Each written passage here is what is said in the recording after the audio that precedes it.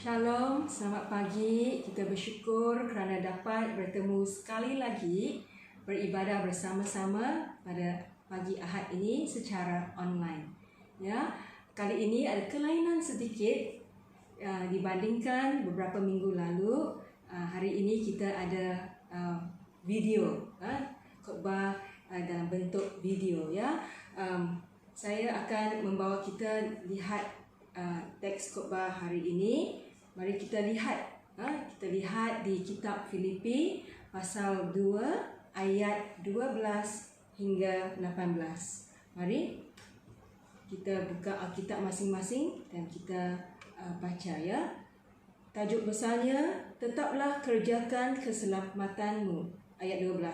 Hai saudara-saudaraku yang kekasih, kamu senantiasa taat. Kerana itu tetaplah kerjakan keselamatanmu dengan takut dan gentar.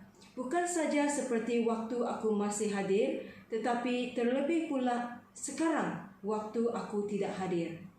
Kerana Allah lah yang mengerjakan di dalam kamu baik kemahuan maupun pekerjaan menurut kerelaannya.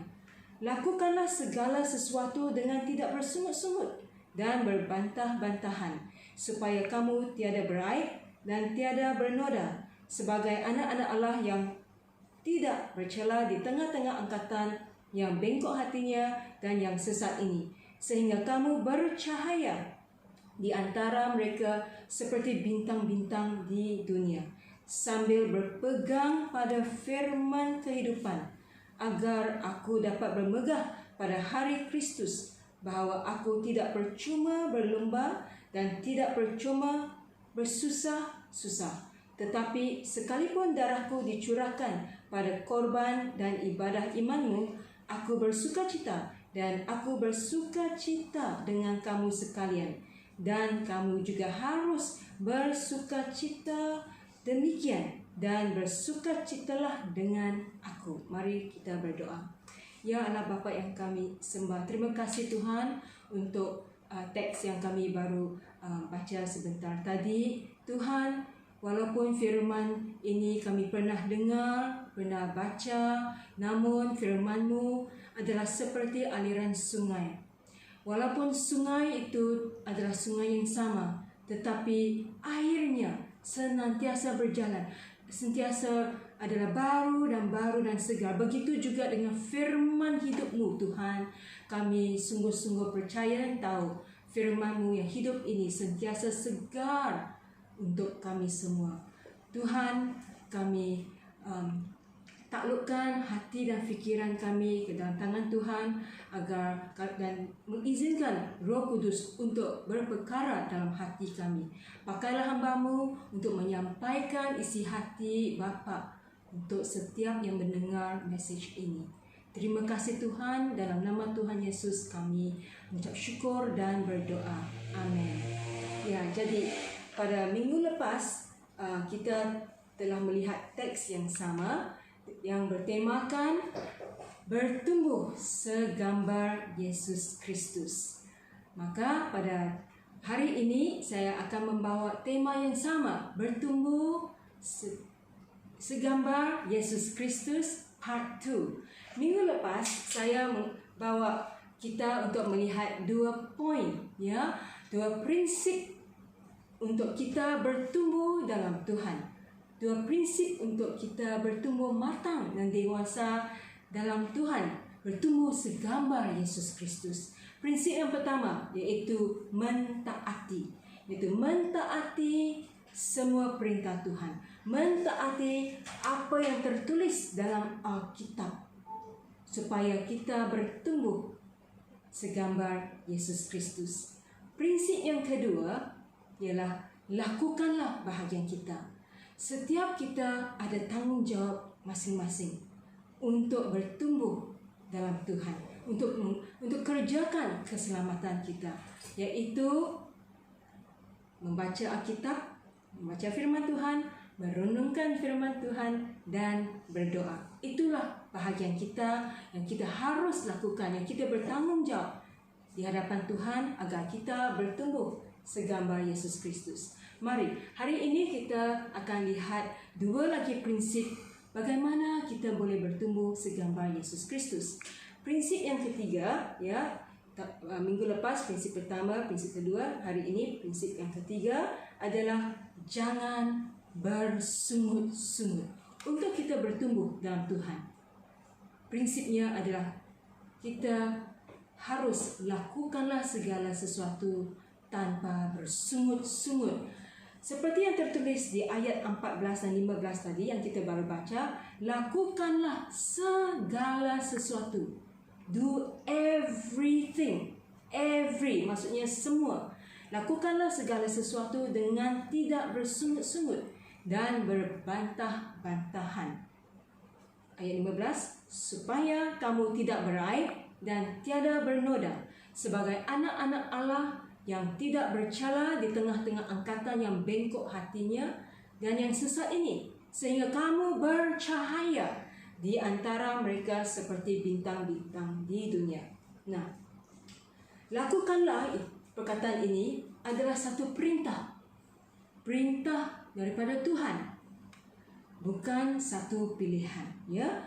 Dan hati yang tidak bersungut-sungut ini sebenarnya adalah satu bukti yang menunjukkan anda dan saya adalah orang percaya yang beriman kepada Tuhan Yesus. Tidak bersungut-sungut ini adalah ia membawa kemuliaan bagi Tuhan. Kenapa? Kerana dunia secara umumnya orang suka bersungut-sungut. Sedikit-sedikit komplain, melakukan sesuatu bersungut-sungut, berbantah-bantahan. Jadi, apa yang Tuhan perintahkan kita, ayat 14, lakukanlah segala sesuatu dengan tidak bersungut-sungut dan berbantah-bantahan. Jadi, apakah penawar untuk virus bersungut-sungut ini? Apakah obat untuk penyakit bersungut-sungut ini? Jawapannya sebenarnya tersirat di ayat 14, iaitu kita seharusnya memiliki sikap hati yang bersyukur. Jika kita memiliki hati yang bersyukur, jika seseorang itu memiliki hati yang bersyukur, saya percaya orang itu adalah orang yang tidak suka bersungut-sungut. Saya mau beri satu contoh. Sudahkah anda bersyukur kepada Tuhan, berterima kasih kepada Tuhan untuk waktu seperti ini, di mana anda dan saya dalam perintah kawalan pergerakan? Atau sepanjang hari selama ini, sejak Mac 15, kita asyik bersungut-sungut saja. Melakukan sesuatu bersungut-sungut. Melakukan sesuatu komplain-komplain. Sudahkah kita bersyukur kepada Tuhan? Ramai orang Kristian, saya rasa tidak menghargai apa yang mereka ada. Contohnya, fikirkanlah apakah berkat yang kita ada daripada PKP ini. Berkat, kita harus bersyukur atas berkat kesihatan. Pada pagi ini, saya masih boleh bernafas. Begitu juga anda yang sedang menonton video khotbah ini. Kita harus bersyukur.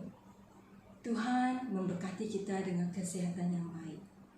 Apalagi berkat yang kita harus bersyukur kepada Tuhan dalam masa PKP ini. Yang sangat nyata, yang sangat jelas adalah berkat masa. Kita punya banyak masa sekarang. Tetapi saya rasa ada orang yang sangat suka bersungut-sungut di rumahnya. Sekarang yang berkeluarga, anak-anak kalian, anak-anak yang bersekolah ada bersama dengan kita sepanjang masa. Dan mungkin kita terfikir, alangkah baiknya kamu orang berada di sekolah daripada di rumah. memasak pun bersungut-sungut, mau mengemas pun bersungut-sungut. Tetapi firman Tuhan mengatakan, lakukanlah segala sesuatu tanpa bersungut-sungut dan berbantah-bantahan. Kita ada banyak masa sekarang. Jadi, apakah yang kita boleh buat dengan masa sekarang yang kita ada? Kita harus bersyukur kita ada banyak masa untuk membuat renungan. Renungan tentang apa? Renungan tentang hidup kita.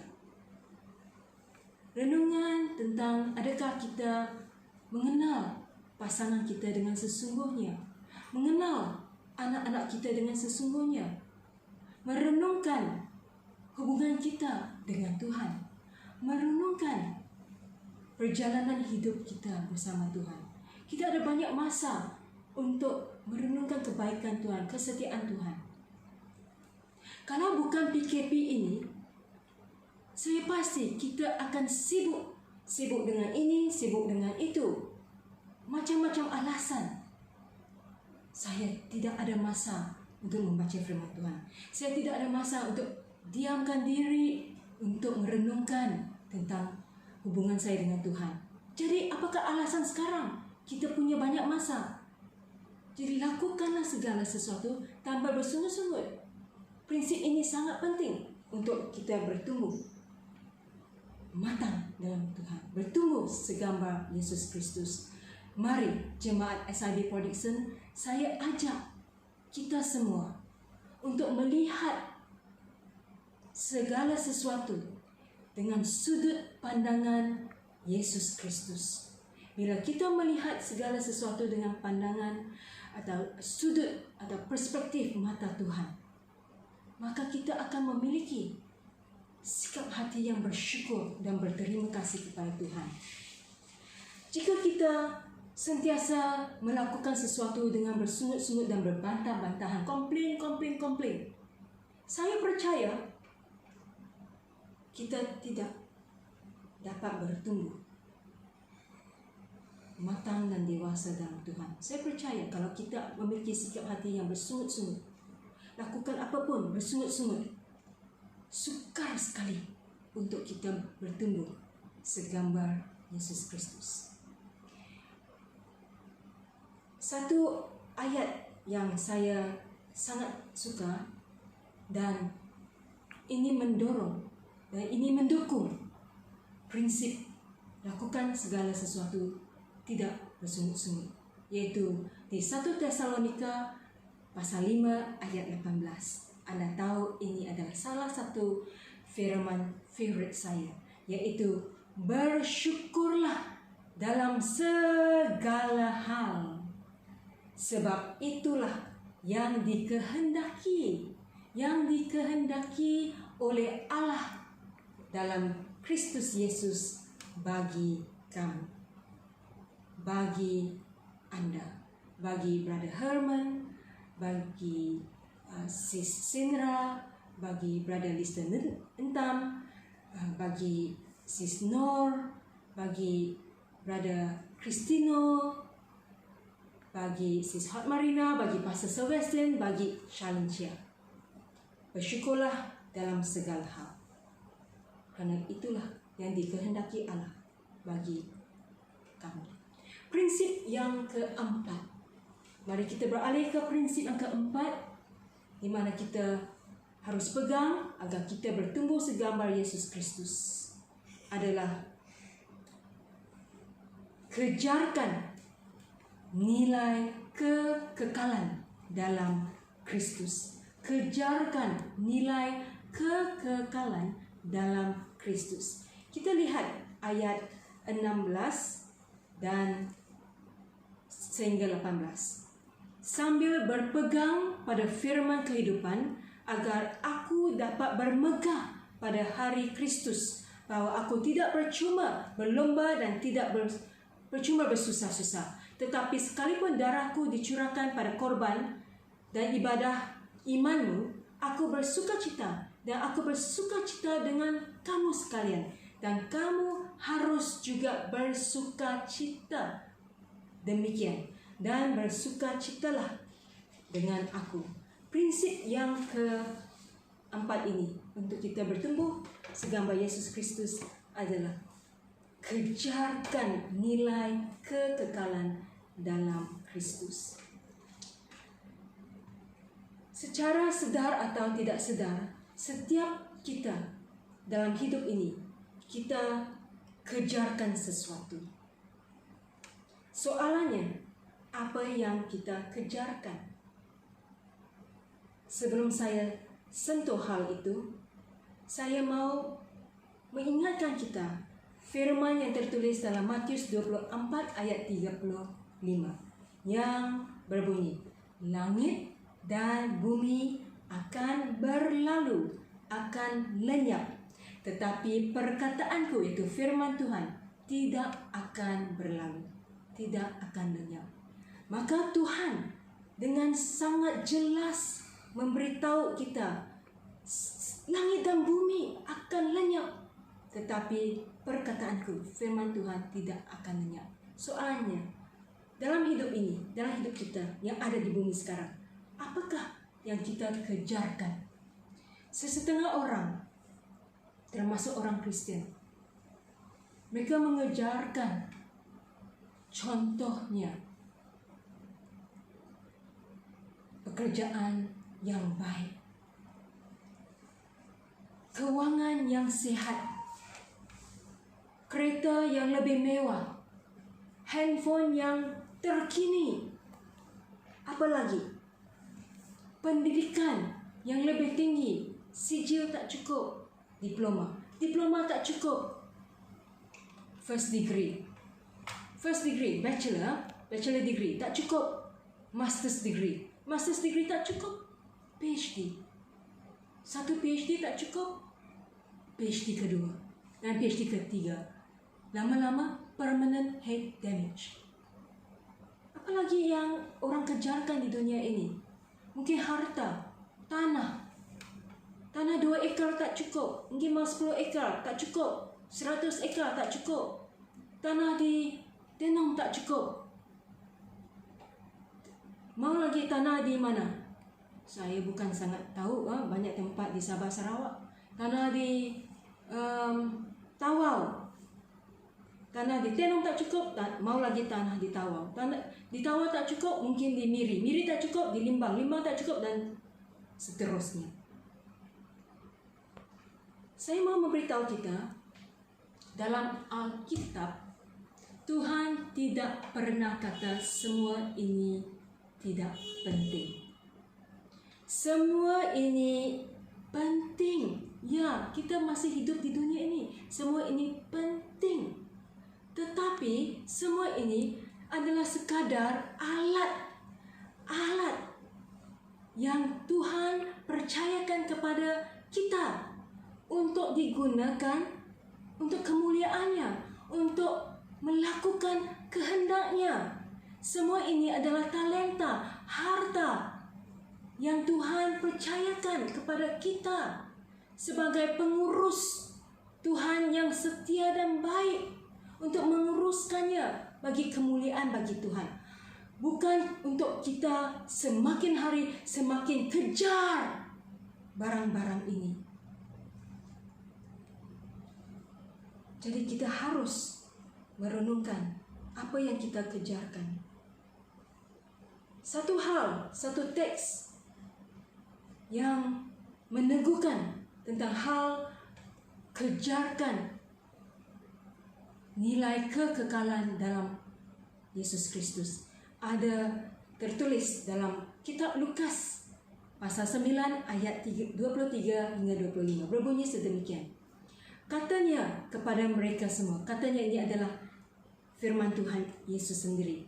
Ya, kalau kamu menggunakan Alkitab bahasa Inggris, kalimat-kalimat yang ada dalam ayat-ayat ini adalah dalam warna merah, bermaksud secara langsung Yesus berkata-kata, ya, setiap orang yang mau mengikut aku, ia harus menyangkalkan dirinya, memikul salibnya setiap hari dan mengikut aku. Kerana barang siapa yang mau menyelamatkan nyawanya, ia akan kehilangan nyawanya. Tetapi barang siapa kehilangan nyawanya kerana aku, ia akan menyelamatkannya. Apa gunanya? Apa gunanya seorang memperoleh seluruh dunia tetapi membinasakan atau merugikan dirinya sendiri? Sangat jelas. Apa gunanya? Kita memperoleh semua ini, seluruh dunia, tetapi jiwa kita binasa. Saya suka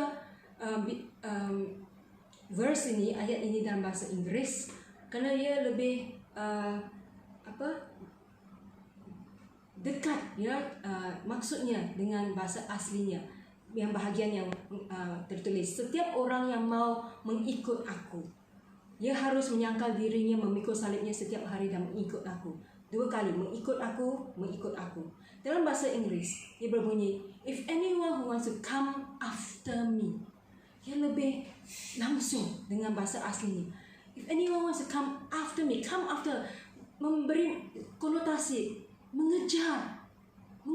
Sesiapa yang mau mengejar Tuhan Yesus harus melepaskan. Dalam versi yang lain, menyangkal diri itu adalah melepaskan kepentingan dirinya sendiri. Mengejar, apa itu kejar? Supaya kita faham. Kejar ini memberi kita satu gambaran. Kita bertindak sesuatu, macam lari untuk mencapai sesuatu, untuk mendapatkan sesuatu. Itu maksudnya kejar, betul? Pernahkah anda kejar sesuatu atau seseorang? Bagi saya dan Pastor Sebastian, kami memang pernah kejar. Kejar apa? Ada satu ketika dulu, saya dengan Pastor dan kedua-dua anak kami hampir miss flight balik ke Sabah. Kami lihat, wah, masanya miss flight sudah, mau miss flight, ambil 2, kejar, lari cepat menuju ke pintu boarding. Jadi kejar ini memberi maksud kita melakukan sesuatu supaya kita mendapatkannya. Soalannya, apakah yang anda kejarkan dalam hidup ini? Kalau pekerjaan yang baik, keuangan yang sihat, pendidikan yang baik, ada tanah, ada handphone yang terkini, atau handphone yang baik, laptop yang baik, semuanya ini memang penting. Tetapi untuk kejarkan, tidak. Firman Tuhan memberitahu kita hanya 2 perkara, 2 hal yang ada nilai kekekalan, yaitu firman Tuhan dan jiwa manusia. Langit dan bumi akan berlalu, tetapi perkataanku tidak berlalu. Jiwa manusia juga. Pada saat kita hembus nafas yang terakhir kita juga akan beralih ke kekekalan. Soalannya, kekekalan yang mana satu anda akan pergi? Kekekalan bersama Tuhan Yesus, selama-lamanya, atau kekekalan dalam api neraka? 2 pun kekekalan. Mari saya ajak kita hidup ini untuk bertumbuh dalam Tuhan, bertumbuh segambar Yesus Kristus. Kita kejarkan nilai-nilai kekekalan dalam Yesus Kristus. Sangat-sangat kita perlu renungkan hal ini. Dalam masa PKP ini, kita punya banyak masa. Saya ada sentuh tadi dan juga dalam kelompok sel. Kita tahu jiwa manusia ada nilai kekekalan. Jadi apa yang kita kejarkan dalam waktu yang begitu banyak ini, mari kita gunakan waktu yang ada untuk membina mesbah doa keluarga. Ibu bapa, ayo didiklah, bimbinglah anak-anak kita sesuai dengan firman Tuhan. menabur dalam jiwa mereka nilai kekekalan. Kita harus tahu apa yang kita kejarkan. Semasa saya sediakan khotbah ini, Tuhan kita sangat kreatif. Tuhan memberi satu idea kepada saya, atau memberi satu pencerahan kepada saya.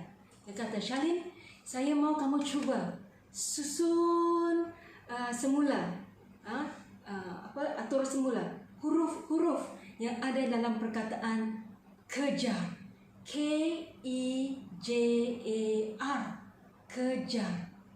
Dan saya susun-susun, saya dapat perkataan yang baru, satu kalimat yang baru, iaitu kerja. Huruf-huruf yang sama, tetapi susunannya berlainan. K-E-R-J-A, kerja.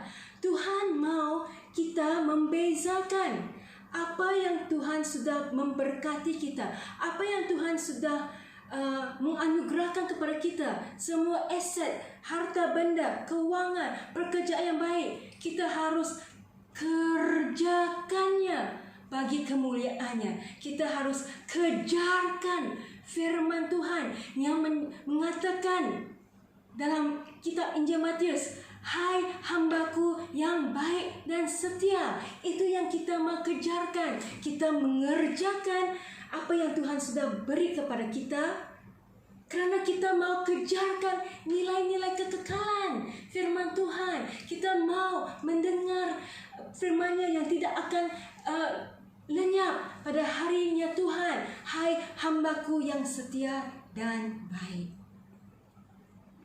Amin. Saya mau berkongsi satu kesaksian yang singkat, di mana Tuhan mengajar saya tentang hal nilai kekekalan dalam Yesus Kristus. Saya mula kerjaya saya dalam bidang pendidikan seawal tahun 1998. Mungkin ada antara teman-teman yang ada belum lagi dilahirkan. Ya, ini menunjukkan saya sudah tua. Pada awalnya saya bekerja sebagai seorang guru di sekolah antarabangsa. Selepas itu saya move up menjadi seorang pensyarah di sebuah IPTS. Dan tak lama selepas itu saya tidak menjadi seorang pensyarah, tetapi bidang saya adalah masih dalam bidang pendidikan. Bidang saya adalah mengubal sukatan pelajaran untuk subjek bahasa Inggeris, to come up with a English module for students, Dan masa itu saya bekerja di Universiti Tunku Abdul Rahman, tahun 2000. Jadi semasa saya bekerja di sana, saya sangat terkejut.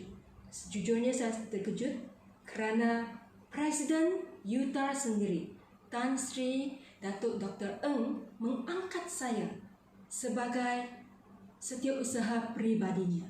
Memang dia ada setiausaha di pejabatnya, tetapi setiausaha saya sebagai setiausaha peribadinya, di mana kemanapun dia pergi saya harus ikut, khususnya sebagai setiausaha untuk management committee, dalam management Universiti Tunku Abdul Rahman. Saya duduk bersama-sama dengan dekan-dekan lain, profesor-profesor lain, dan jurutera antarabangsa, khususnya dari Australia. Kerana pada masa itu kami perlu design kampus Universiti Tunku Abdul Rahman yang kini ada di Kampar. Jika kamu lihat sejarah, saya memang ada di tim itu untuk design kampus, seluruh kampus UTAR yang kamu lihat hari ini, Jadi kerja ini memakan banyak masa saya, kerana saya harus ikut presiden ke mana dia pergi, termasuk hari Ahad. Jadi hidup saya mula ada banyak alasan. Tidak ada masa untuk membaca firman Tuhan, merenungkan firman Tuhan, terlibat dalam pelayanan di gereja, semakin hari semakin saya tidak tenang. Dan Roh Tuhan, Roh Kudus berbisik kepada saya. Dia mengingatkan saya, dia memberitahu saya, Charlene, apa yang kamu sedang kejarkan? Memang prospek saya untuk naik pangkat sangat tinggi. Ya, dan saya mula berfikir, ya, sebenarnya apa yang saya kejarkan. Dan pada masa itu, hubungan saya dengan Pastor Sylvester sudah serius.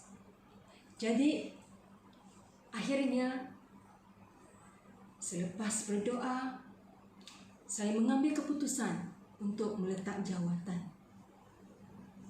Walaupun gaji saya pada masa itu cukup lumayan, walaupun caruman dari majikan untuk EPF saya sangat tinggi. Pada masa itu caruman majikan untuk EPF saya adalah 17%. Memang sangat tinggi. Tetapi saya tidak mau terperangkap dalam hal mengejarkan hal-hal dunia dan bukan mengejar nilai-nilai kekekalan. Saya bersyukur kerana saya mengambil keputusan itu.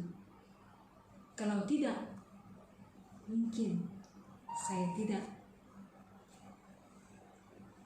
ada seperti ini hari ini. Ya, segala sesuatu saya sangat bersyukur. Saya akan mengakhiri khutbah saya hari ini dengan satu firman Tuhan yang terdapat di 1 Yohanes pasal 2 ayat 15 hingga 17. Janganlah kamu mengasihi dunia dan apa yang ada di dalamnya. Jikalau orang mengasihi dunia, maka kasih akan Bapa tidak ada di dalam orang itu. Saya ulang. Janganlah kamu mengasihi dunia dan apa yang ada di dalamnya. Jikalau orang mengasihi dunia, mengasihi ini dalam bahasa aslinya adalah mengejar, ya. Dia sama perkataan dengan agape, iaitu tanpa syarat mengejar dunia. Maka kasih akan Bapa tidak ada dalam orang itu. Sebab semua orang yang ada di dalam dunia, iaitu keinginan daging dan keinginan mata serta keangkuhan hidup, bukanlah berasal dari Bapa, melainkan dari dunia. Ini sangat penting. Dan dunia ini sedang lenyap dengan keinginannya. Tetapi orang yang melakukan kehendak Allah tetap hidup selama-lamanya. Mari jemaat SIB Port Dickson, kita menghidupi prinsip melakukan segala sesuatu tanpa bersungut-sungut dan prinsip kejarkan nilai-nilai kekekalan dalam Yesus Kristus, supaya kita semakin hari semakin bertumbuh segambar Yesus Kristus. Terima kasih teman-teman yang sedang menonton khutbah ini. Semoga Anda diberkati. Terima kasih. Tuhan memberkati.